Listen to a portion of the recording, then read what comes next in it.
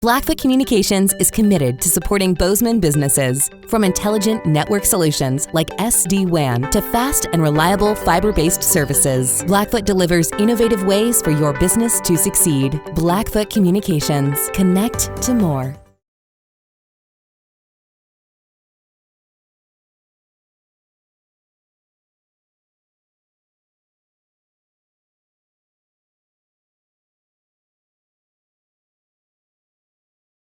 We'll start there.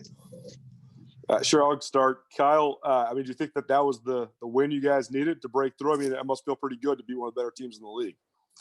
Yeah, it's a great win. We just been focused on getting the streak going. So good win, but now we're moving on, focusing on Saturday. That's an interesting point because I think that you guys now are 5-1 on Thursday and haven't won yet on Saturday. So how much is it going to take now then to refocus? Yeah, we just gotta keep listening to the coaches, what they're telling us to do, and then we just gotta keep trusting each other as well. Any offensive adjustment you guys made to get you a bunch of open looks tonight, or how were you able to get going so well offensively? I think the ball was just moving. I think we was just moving until we got an open shot, and then that just comes with my teammates trusting me to hit my shots when I get it in my spots, and we just go from there. Hey, Cam, same question for you. I mean, what was working offensively tonight? I mean, how are you guys able to move the ball so well? I think with me, it's a little different just because whenever I drive, people just automatically assume I'm a pass. So when he has 27 and Whitney has 10 and, guys are scoring, JB scoring, like people like that are scoring, it's hard to, contain me going to the paint and then containing them. Because if he's hitting threes, if these guys are hitting threes, like what else is there to do? So whenever they go crazy, it's just easier for me to get to the paint, to be honest. And last question for me, Josh, defensively, Weaver's been scoring about 85 a game, and you guys held him in the 60s. So what was the game plan, and how are you guys able to execute it? I think we just spent a lot of work in this past week on some conceptual stuff. We put some practice in, and I think we just did a much better job. We played a lot harder. Our intensity lifted to a new level, and we just executed some of that stuff, and we're lucky to reap the benefits of that. Thanks, guys. Good win. Thank you. Josh, for you, how nice was it to have an offensive night like that? He said Josh. Yeah, it's good, but I'm in the right place at the right time. A lot of the time, I'm lucky that a lot of guys passed the ball, made some great passes that I was on the receiving end of. But I was just happy for the team to win.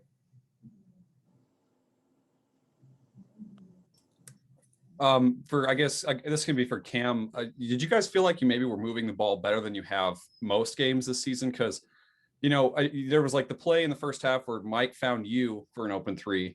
And then there was a lot of sequences where you found Kyle, kind of in that corner spot, especially with the shot clock winding down. Did you feel like the ball movement was really as good as it's been all year?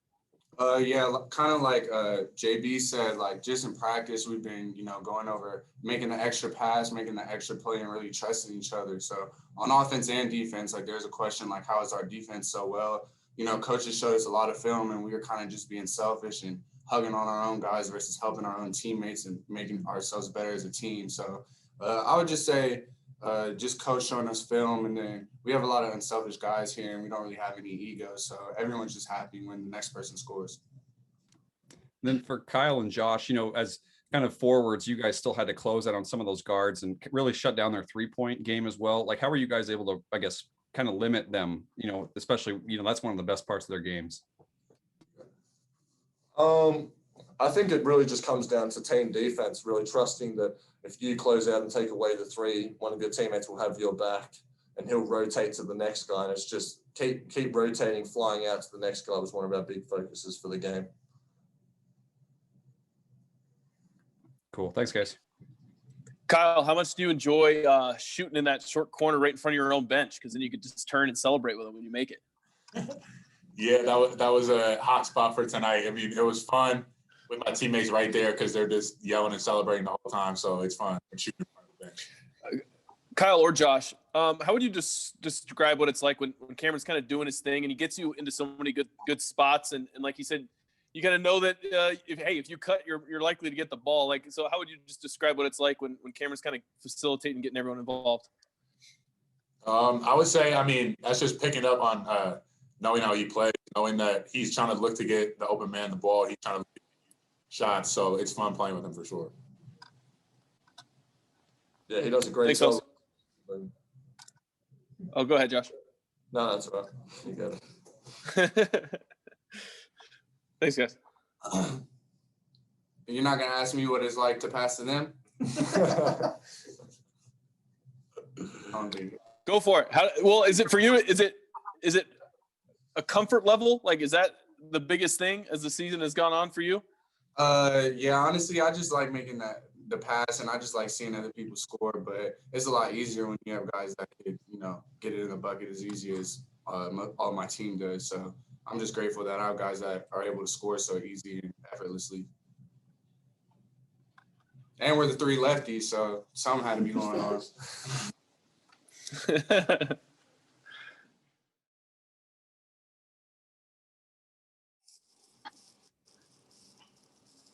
Guys,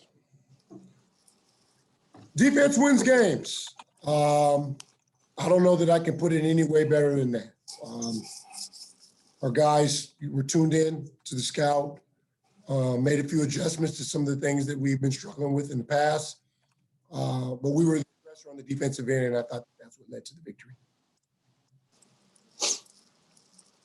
Did you see a difference in practice and preparation for this game, Travis, leading up to it, just in terms of being locked in? And did you expect to play this way defensively tonight? Yes, and part of that is how intense practice was for 3 days. Usually we have one hard practice, scout on Tuesday, and then Wednesday you kind of review some things and try to be fresh going into the game. But we were in grind mode for 3 consecutive days. A lot of things, drills that you typically don't do 2 days before a game, we did. And I thought it had carryover. When you talk about transitioning, then the fact that you scored a season high in points when you played your best defense, I mean, is that a teaching moment for your team? No question. And that's part of your maturity, though, is that if you haven't experienced playing defensive-minded style of basketball and having that carry over to the offensive end, you really don't believe that that's how it works. And you see it at the highest level, right? There's guys out there scoring a ton of points, but they're not producing wins. And we just have to continue to focus on all the things that matter. And I thought our guys did that today. Last one for me. Obviously, the defensive effort was great, but what was the most important factor in the defensive effort? I mean, was there anything particular you were doing well, or was it just a matter of mental focus? Pressure. We got them out of rhythm. We took away their flow, and the shots that they typically get weren't there, so they had to create something else. And sometimes that's hard to do when you didn't necessarily prepare for that. So we guarded a lot better than we have all year, and I think that we caught them off guard with that a little bit. So they'll make adjustments. We got to be better Saturday than we were today.